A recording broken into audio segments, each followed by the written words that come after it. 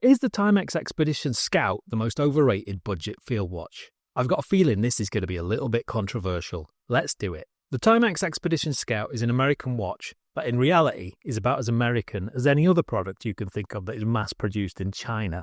The Scout is well renowned in the budget field watch world, but much like Will Smith's music career, its best days are behind it. At the end of the video, I'll show you some similarly priced field watches that are also worth your consideration. Back to the Scout. It clocks in at around $40 or the same in British pounds.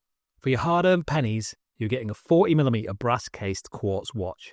It's got mineral crystal, 50 meters of water resistance, and is 11mm thick. The lugs come in at 20mm and the lug-to-lug is 48mm. We've got a snap-on case back and a push-in crown.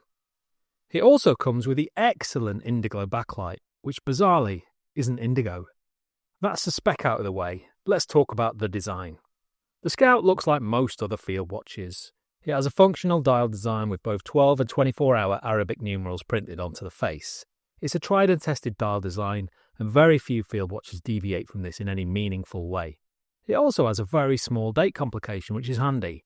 I know there are people that prefer a field watch without a date, but I think if you can fit it on the dial without making it look too busy, then it's a good addition. It isn't a bad-looking watch, and there are plenty of variants to the dial, case colour and strap. You'll more than likely be able to find a design that fits your particular taste.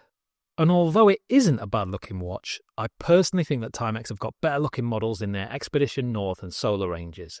These models do come in a little bit more expensive though. Worth a look if your energy bills aren't sending you into a crippling debt.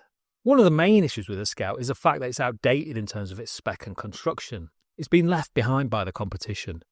Field watches are incredibly competitive now, and there are excellent options from Lorus, Berny, Militado and others.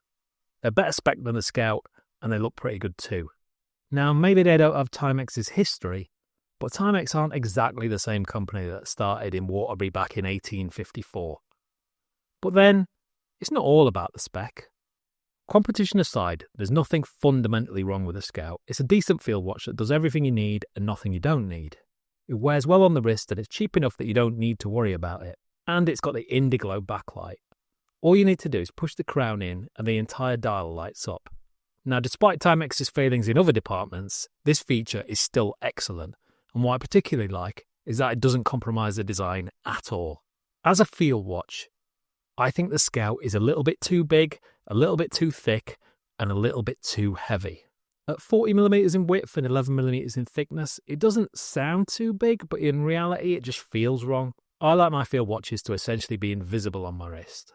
Well, not so invisible that I can't tell the time, but you get what I mean. When I wear the Scout, I'm always aware that it's there. This isn't helped by the case material.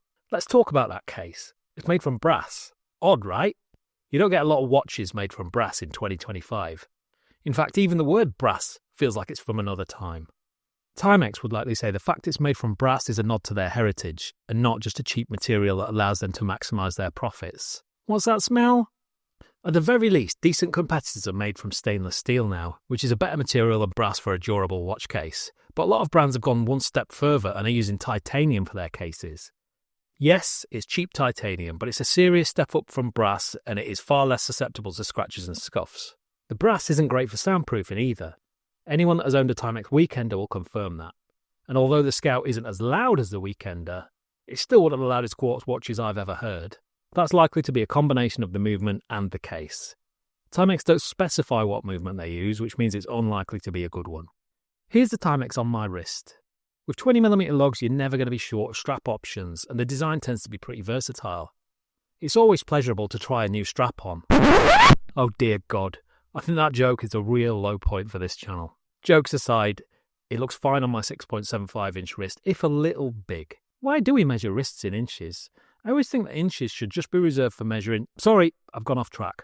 Now, although I do like a date complication and the indigo backlight is great, in my time buying, selling and reviewing watches, I've seen more than my fair share of Expedition Scouts with broken backlights or broken date complications. Now, this could just be down to heavy-handed users, but it is worth noting. While the Scout is a decent enough watch in its own right, and it genuinely is, you just cannot ignore the fact that the competition has leveled up. Is it enough to be a good field watch when the competition is, well, better? I'm not so sure. So while I'm not recommending the Timex Expedition Scout, If you do like the look of it and you're set on owning a Timex, go for it. A big factor in buying any watch is whether you like the way it looks. It often trumps all other factors. You're unlikely to be disappointed by the Scout unless you've got a bunch of other field watches in your collection to compare it to. Speaking of other field watches, here's a look at some alternatives that cost about the same, but I think are better options. The highly regarded Militado ML05 is Spec to the limit.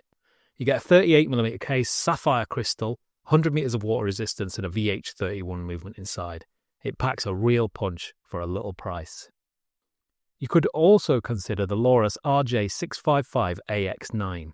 It's got a 37mm case, this time stainless steel, 100 meters of water resistance, mineral crystal, and it's just 8mm thick. You also get the rather brilliant fully loomed dial on this one. Or as another option, we've got the Berny T2566M.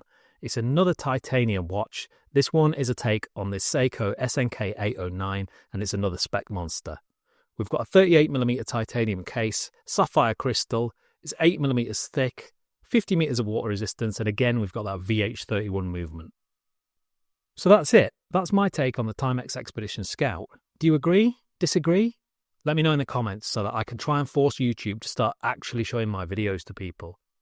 Genuinely though, I do reply to every comment, which is quite easy as I really don't get that many. And when I'm not reviewing watches, I'm sat in a dark room refreshing YouTube in the hope that someone has said something. Anything. Ta-ta for now.